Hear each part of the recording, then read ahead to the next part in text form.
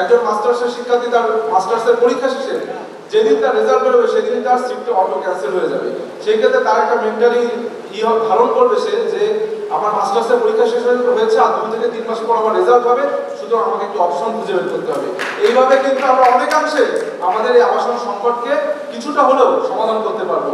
যেহেতু 1 বছর মেয়াদ ডাকসুর মেয়াদ, আমি তো চাইলে ঢাকা বিশ্ববিদ্যালয়কে অক্সফোর্ডে রূপান্তরিত করতে পারবো না, কিন্তু ঢাকা ইউনিভার্সিটিকে যেন অক্সফোর্ডে রূপান্তরিত করতে পারি সেই ইনিশিয়েটিভ আমরা নিব। আমাদের এখানে বলা হয়েছে যে আমরা আরো এখানে আমাদের ফার্স্ট ইয়ার যে শিক্ষার্থীরা আসে তারা বেশিরভাগই প্রান্তিক অঞ্চল থেকে আসার কারণে মিনিমাম কম্পিউটার লিটারেসিও কিন্তু তাদের ভিতরে থাকে না। সেই ক্ষেত্রে তারা যেন এক মহাসমুদ্রে এসে পড়ে।